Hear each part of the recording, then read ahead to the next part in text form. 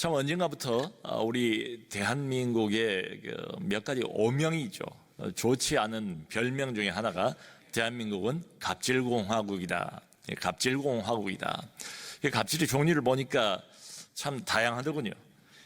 땅콩 갑질, 물컵 갑질 등등 많아요. 그런데 이 모든 갑질들이 공통적으로 포함하고 있는 게 언어폭력, 물리적인 폭력, 그리고 또 왕왕 성적인 폭력, 이런 것들이 포함이 됩니다. 그래서 국내 직장인들을 상대로 해서 물어보니까 무려 73%가 직장 내에서 괴롭힘을 당한 경험이 있다. 73%. 그런데 그 중에서 괴롭힘을 당했을 때 이걸 고발을 하거나 밖으로 알리거나 이런 사람들은 그렇게 많지는 않아요. 불이익이 두려워서 이제 아무 말도 못했다, 그냥 참고 지나갔다, 이렇게 대답한 사람이 무려 53.6%예요. 그러니까 반수 이상 되는 사람들은 이런 일을 직장에서 경험을 해도 그냥 묵묵히 참고 넘어가는 거예요. 소위 이제 이런 게 일그러진 직장 문화다. 일그러진 직장 문화. 그래서 이게 참 이 사회가 이대로 가서는 안 되겠다 생각이 들었던지 작년 말에 국회에서 이제 본격적으로 이걸 논의를 했습니다. 그래서 직장 갑질 금지법이라는 걸 만들었어요. 직장 갑질 금지법이 작년 말에 국회 본회의를 통과를 했어요. 거기에 이제 맞춰가지고 우리 이제 근로법도 개정이 되고 이번 7월 달부터 그 개정된 근로법이 시행이 되는 것으로 알고 있습니다. 여러분, 이 모든 게 다 좀 더 나은 사회를 만들기 위한 일환 아니겠어요? 좀 더 사람 살만한 이런 사회로 전진하기 위한 노력이라고 볼 수가 있죠. 자, 오늘날 대한민국의 이런 관심사들, 또 이런 내용들을 우리가 염두에 두고 오늘 아까 읽었습니다. 오늘 본문을 보면 역시 이해가 잘 안 가요. 언뜻 이게 안 들어와요.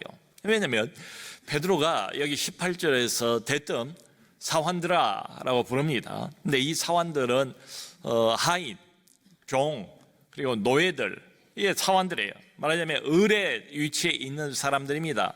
근데 대뜸 뭐라고 말하는가 하면 사환들아, 너희 주인에게 복종하라. 너희 주인의 권위를 인정하라. 전후좌우 설명도 없어요. 그렇게 명령형으로 언급하고 있습니다. 그런데 이제 한 걸음 더 나가서 18절에 뭐라고 말하는가 하면 주인에게 복종하라고 그랬는데 선하고 친절한 주인에게만 복종하라, 이게 아니고 이 말을 덧붙이고 있어요. 악하고 나쁜 주인에게도 복종하라. 도대체 이게 무슨 소리인가? 이 시대하고는 정말 안 맞는 소리 아닌가? 이 시대를 역행하는 이야기 아닌가? 과연 이런 말들을 오늘날 대한민국 국민들 중에 얼마나 많은 사람들이 이걸 자기 이야기로 받아들일 것인가? 이런 이야기를 보면서 다수의 대중이 과연 기독교를 자신의 종교로 인정하게 될 것인가? 이런 의문이 생겨요. 자, 그러니까 주인에게 복종하라, 갑에 처지에 있는 사람에게 복종하라. 근데 성경을 보면 하나님은 약한 사람들, 약자의 편으로 보이는데 또 이건 또 뭔 소리인가? 좀 우리가 헷갈립니다. 그러므로 하나님은 정말 갑의 편인가 아니면 을의 편인가, 누구 편인가? 여러분, 이때 당시가 로마가 지배를 하던 때 아닙니까? 네, 로마 전체 제국의 약 절반 정도는, 인구 중의 절반은 노예들이었습니다. 그리고 실제로 로마 제국의 중심부라고 할 수 있는 로마시, 그 로마시 인구의 약 4분의 1 정도 역시 노예들이었어요. 근데 대부분 이 사람들은 전쟁 포로들입니다. 전쟁에서 패배한 사람들. 그리고는 노예가 됐어요. 주인의 재산에 불과합니다. 일종의 도구로 생각을 했어요. 그런데 사람이잖아요. 그렇기 때문에 이 노예들을 뭐라고 불렀는가 하면 영혼이 있는 재산이다. 재산은 재산인데 영혼 있는 재산이다. 또 동물들은 말을 못 하잖아요. 사람은 말을 하잖아요. 말하는 도구다. 영혼 있는 재산 노예. 말하는 도구 역시 노예. 근데 이 사유재산이에요. 사유재산이기 때문에 내 마음대로 하면 상관없어요. 주인이 심지어는 왕왕 그런 일이 있었다고 그러죠. 죽이기도 합니다. 죽여도 누가 뭐라고 할 말이 없어요. 법적인 책임이 없습니다. 그런데 이 자유를 박탈당해버린 노예들에게 유일하게 허용된 게 바로 종교생활입니다. 종교생활은 허용이 됐어요. 자, 여러분, 우리가 성경에서 보는 초대교회를 하나의 교회의 모델로 생각하지 않습니까? 초대교회를 좀 본받으려고 애를 쓰지 않습니까? 어느 시대나 그랬어요. 그런데 실제로 이렇게 보면 초대교회의 많은 멤버들, 신자들이 누군가 하면 바로 노예들이었습니다. 많은 그리스도인 노예들이었어요. 그러니까 나중에는 이 복음을 받아들고 귀부인들도, 귀족들도 교회 안으로 들어오고, 나중에는 그 사회의 고급 공무원들도 또 예수를 믿고 교회 울타리 안으로 들어옵니다. 이런 일들이 있었지만은 소수에 불과하고요. 여전히 대부분의 사람들, 그러니까 전반적으로 보면 교회는 의뢰 집단이다. 갑의 집단이 아니에요. 결코 의뢰 집단이에요. 지금 이 편지를 받고 있는 이 편지의 수신자들, 비두니아, 갑바도기아, 흩어져 있는 나그네되어 있는 그리스도인들, 이 사람들의 상당수도 역시 그리스도인 노예들입니다. 노예들이에요. 근데 그 노예들에게 대놓고 그냥 다짜고짜 복종하라 이렇게 요구를 하는 거예요. 그런데 여러분, 이게 오늘만 나온 이야기가 아니에요. 지난주에도 우리가 봤습니다. 하나님이 세우신 국가에 복종하라, 또 그 국가를 다스리는 통치자에게 복종하라 이렇게 말했어요. 그 같은 이야기를 오늘은 가정의 어떤 주인에게 연결을 해서 복종하라. 특별히 이제 우리로 치면 이게 직장이죠. 직장이라는 게 얼마나 참 뗄래야 뗄 수 없는, 특별히 남자들에게는 그런 관계 있습니까? 근데 직장의 상사들에게, 주인에게, 상관에게, 상전에게 복종하라, 순종하라 이렇게 이야기를 하고 있는 거예요. 만일에 지금 베드로 사도만 이런 이야기를 꺼낸다면 뭐 그렇게거니 하고 치부해 버릴 수도 있을 것 같아요. 그런데 여러분, 성경을 보면 베드로만 같은 이야기를 하는 게 아니고 바울 사도도 역시 똑같은 이야기를 합니다. 바울은 신약 성경의 약 반 정도를 기록하지 않았습니까? 근데 그 바울이 에베소서에서, 골로새서에서, 또 그리고 디도서에서 똑같은 이야기를 해요. 그러니까 거기에도 이 같은 내용들이 등장을 하는데요, 보면 일정한 어떤 패턴이 등장을 합니다.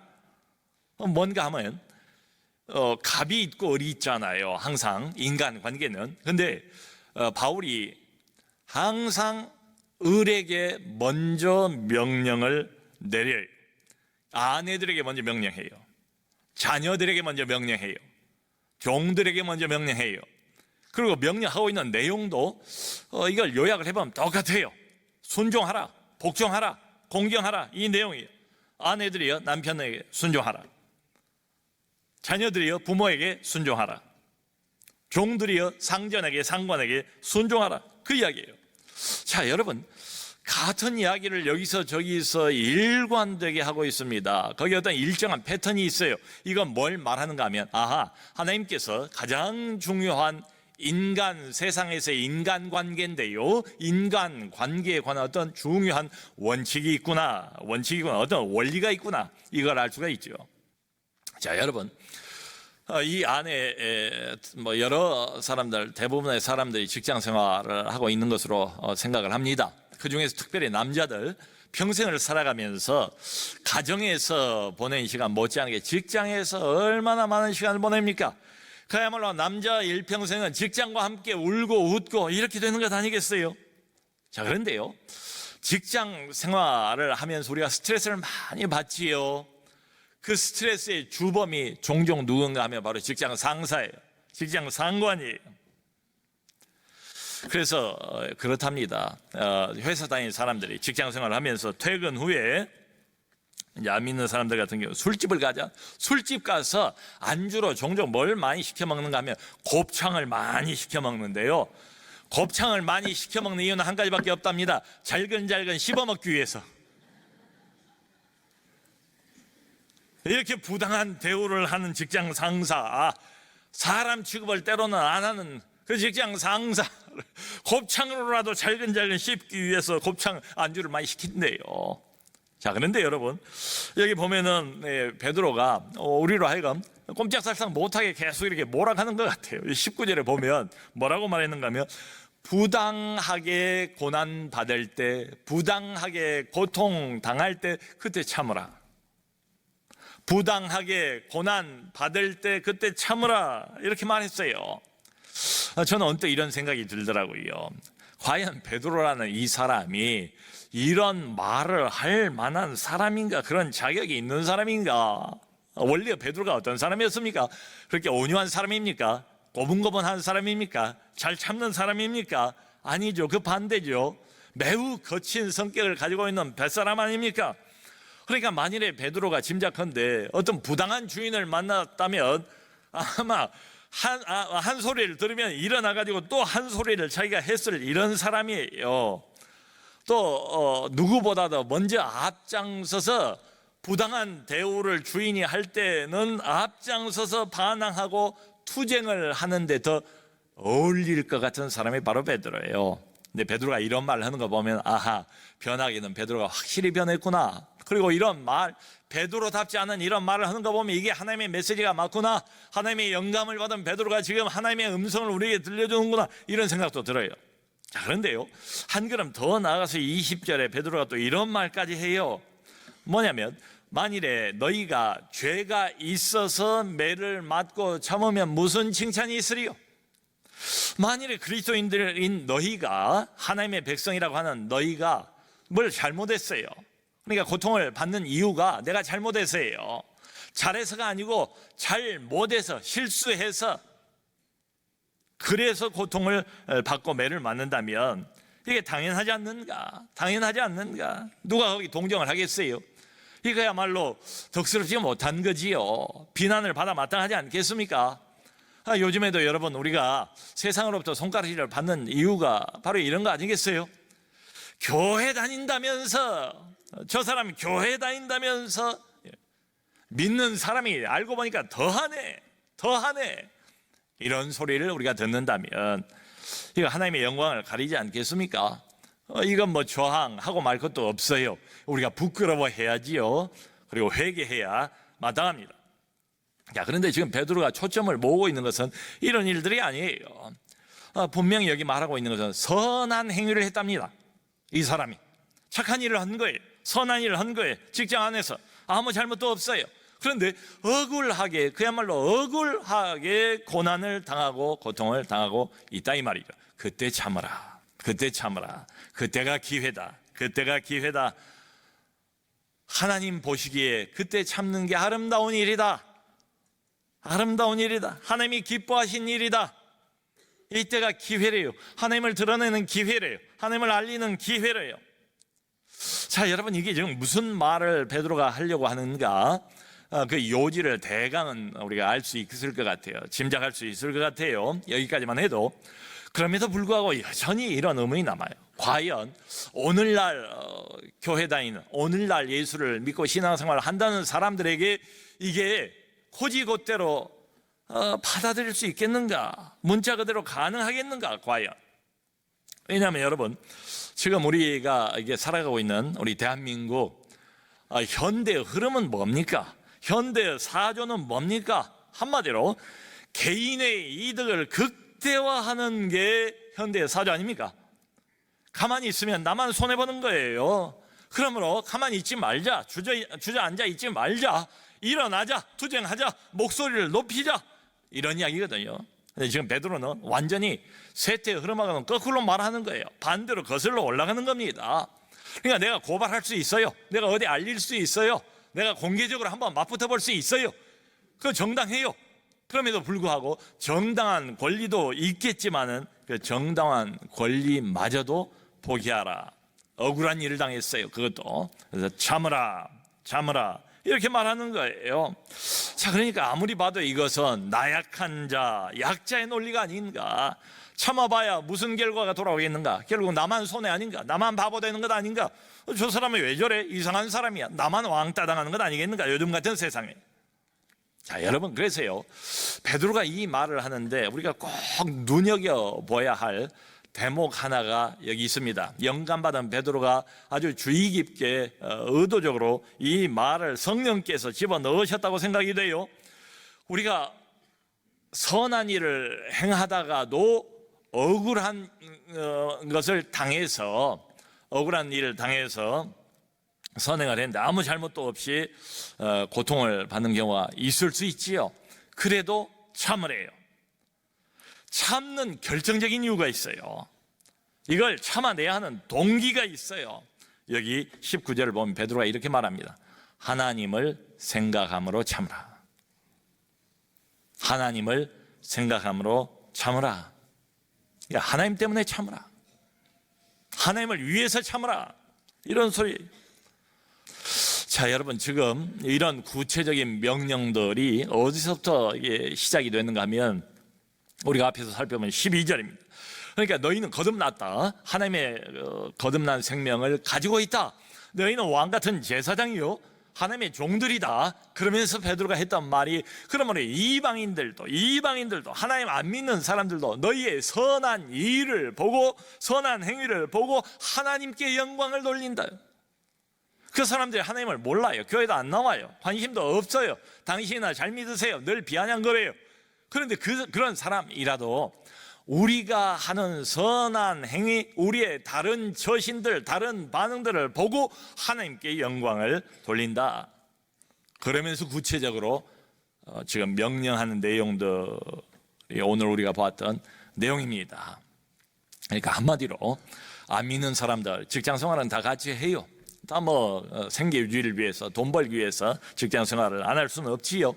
그런데요, 이 사람들은 내 동료이긴 하지만 뭔가 달라요. 상사가 볼 때 뭔가 달라요. 이 사람은 그냥 다른 부하 직원하고는 뭔가 달라요. 특별히 이런 일 부딪혔어요. 선한 일 하다가 고통을 받았어요. 억울한 일 당했어요. 그런데 일반적으로 세상 사람들이 보이는 반응하고 이 사람 반응이 왜 이렇게 다른가?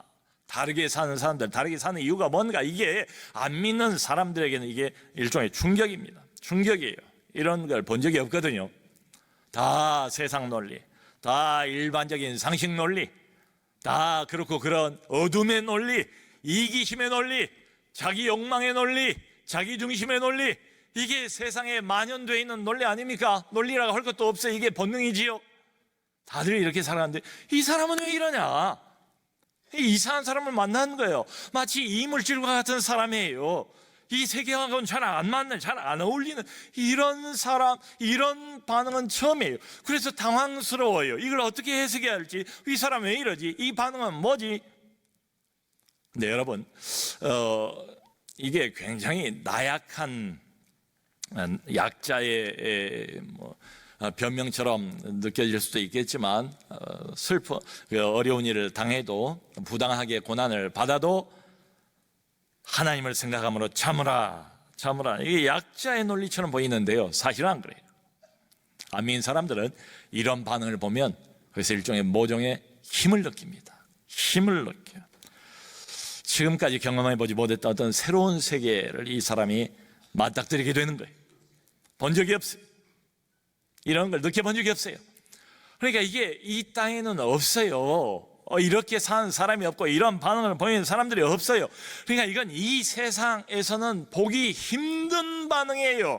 그러니까 이 세상 차원을 뛰어넘어버린 어떤 새로운 신세계를 이 사람이 맞닥뜨리고 있는 셈입니다. 왜냐하면 세상 사람들은 전혀 그렇게 안 사니까. 다 어둠을 따라 사니까. 다 자기 욕심대로 사니까. 다 그냥 아둥바둥 목소리를 높이면서 자기 중심으로 자기 권리를 주장하면서 사니까요, 이런 반응을 본 적이 없어요. 그러니까 이 사람은 그때 뭘 느끼는가 하면 이 세상 차원을 뛰어넘어버린 신적인 영역을 얼핏 그때 들여다보는 겁니다. 다른 사람들은 이걸 못 보여요. 보일 수가 없어요. 하나님을 생각함으로 참으라. 이 사람 왜 이러지? 이 반응은 뭐지? 해석이 안 돼요. 세상 차원을 뛰어넘어버린, 지금 하나님의 다스림을 받고 있는 사람 아닙니까? 하나님이 그 직장 한복판, 살벌한 약육강식의 한복판에서도 하나님 붙들고 하나님의 붙들려 살아가는 한 사람을 지금 만나지 않았습니까? 세상 차원을 뛰어넘는 영적인 영역, 신의 영역을 얼핏 들여다 보는 거죠. 여러분, 이렇게 보면 직장이라는 것은 그저 돈 벌기 위해서 가는 데가 아니다. 먹고 살기 위한 수단만이 아니다. 여러분, 오늘날도 여전히 우리 주변의 현실은 너의 권리를 찾으라, 너의 목소리를 높이라. 그러니까 껐뜨거면 머리띠 들러매고 손을 흔들고 프랑카드를 흔들면서 뭐 각종 권리 외치는 데모도 하고 말 가두행진도 하고 별거 다 하지 않습니까? 현실은 여전히 우리에게 그렇게 부추기고 있어요. 우리의 권리를 찾으라, 너의 권리를 찾으라. 성경은 그 반대예요. 그 권리를 주님께 드리라. 그 권리를 주님께 드리라. 그러면 주께서 아름다운 이 일을 행하실 것이다. 로마서 12장 16절 19절에 이렇게 말합니다. 높은 데 마음을 두지 말고 도리어 낮은 데 처하며 스스로 지혜 있는 채 말라.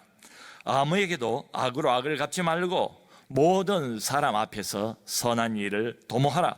할 수 있거든 너희로서는 모든 사람으로 더불어 평화하라. 내 사랑하는 자들아, 너희가 친히 원수를 갚지 말고 진노하심에 맡기라. 기록되었으되 원수 갚는 것이 내게 있으니 내가 갚으리라고 주께서 말씀하시니라. 아멘. 여러분, 분명하지 않습니까? 온 세상은 악으로 가득 차 있습니다. 나쁜 사람들로 가득 차 있습니다. 악한 생각들로 가득 차 있습니다. 너희는 달라야 한대요. 악으로 악을 갚지 말래요. 선한 일을 도모하래요. 할 수만 있으면 모든 사람들로 더불어 평화하래요. 그리고 또 한 가지, 스스로 원수를 갚지 말라. 원수를 갚지 말라. 원수 갚는 것이 내게 있으니 내게 맡기라. 내가 갚으리라고 주께서 말씀하시니라. 아멘. 여러분, 그러므로 인간관계가 얼마나 중요합니까? 직장 안에서 인간관계와 처신이 얼마나 또 어렵습니까? 우리 그리스도인들의 인간관계의 처신의 기본 원리가 여기 나와 있습니다. 굴종하라? 아니에요. 굴종이 아니에요. 그렇게 이 본문 말씀을 해석을 했다면 그건 큰 오해예요. 굴종하라는 말이겠습니까? 지금 훨씬 더 이상이지요. 비교가 안 되죠. 그러면 완전히 반대로 투쟁하라? 그것도 아니에요. 우리 그리스도인들의 인간관계, 직장 윤리는 굴종도 아니고요, 투쟁도 아니에요. 하나님을 생각함으로 참으라. 하나님을 생각함으로, 이 말이 무슨 뜻이겠어요? 어렵지만은 믿음으로 그 상황을 인내하고 믿음으로 극복하라, 이겨내라, 이런 소리지요.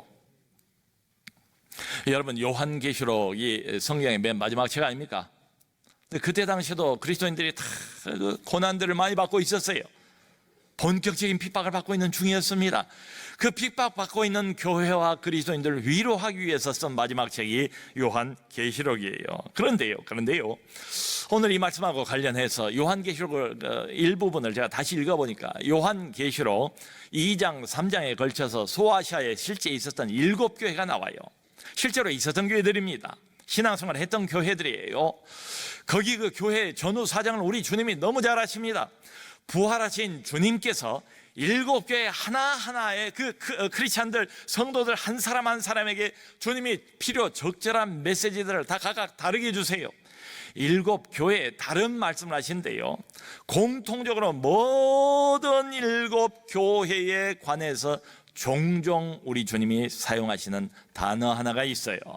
그 단어가 뭔가 하면 내가 아노니, 내가 아노니, 내가 아노니.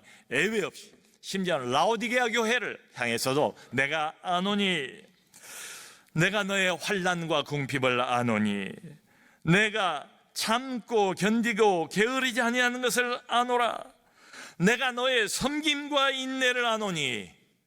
종종 반복해서 내가 내 행위를 아노니, 아노니, 아노니, 아노니. 우리가 직장 생활하면서 얼마나 어려운 걸 주님이 아십니다. 직장 생활하면서 때로 얼마나 부당한 취급을 당하는 것을 주님이 아노니 아신대요. 그러면서 이 살벌한 약육강식의 현장과 같은 직장 문화의 한복판에서 내가 믿음 잃어버리지 않고 얼마나 신앙을 지키려고 애를 쓰는가를 주님이 아노니. 그러면서도 오직 한 가지, 사람이 두려워서가 아니고 내 장래를 보장하기 위해서가 아니고 오직 한 가지, 하나님을 생각함으로 참으라. 하나님을 생각함으로 참으라. 하나님을 생각함으로, 하나님을 위해서, 하나님의 요구이기 때문에 하나님을 기쁘시게 해드리기 위해서, 하나님을 드러내기 위해서 순종하는 거지요. 하나님 말씀에 그 순종을 통해서 하나님이 일하신다. 여러분, 다른 사람과 똑같은 반응을 보인다면 무슨 매력이 있겠어요? 거기에 무슨 기독교에 대한 관심이 있겠어요? 무슨 차이가 있겠어요? 근데 아무리 봐도 이 사람은 이상해요. 좋은 쪽으로 이상해요. 이런 사람을 본 적이 없어요. 만나본 적이 없어요. 내 인생의 하나의 충격이에요. 상사가 말은 못하겠죠. 자극은 받아요. 영향은 받아요. 근데 한결같아요. 이 사람 뭐지? 왜 이러는 거야? 뭐가 있는 거야? 우리가 하나님 말씀 그대로 순종합니다. 하나님을 생각함으로 참으면 그걸 하나님께서 사용하신다. 하나님이 거기에 빛을 비추신대. 하나님을 알리신대. 눈에 보이는 게 전부가 아니고, 어둠이 전부가 아니고, 어둠 속에 내리꽂히는 하늘의 빛이 있다는 것을 하나님께서 알리신대요. 나를 통해서, 왕같은 제사장들을 통해서요, 하나님의 종들을 통해서요, 빛된 백성들을 통해서요. 오직 그때만요. 그러면 여러분, 어려운 것을 내가 아노니 하나님의 부탁으로 생각하면 안 되겠습니까? 어렵지만 하나님을 생각함으로 참으라. 잘 참으시고 그 믿음의 인내를 통해서 직장 한복판에서, 인간 관계 한복판에서 하나님께 영광 돌리는 우리 모두가 될 수 있기를 주님의 이름으로 축원합니다.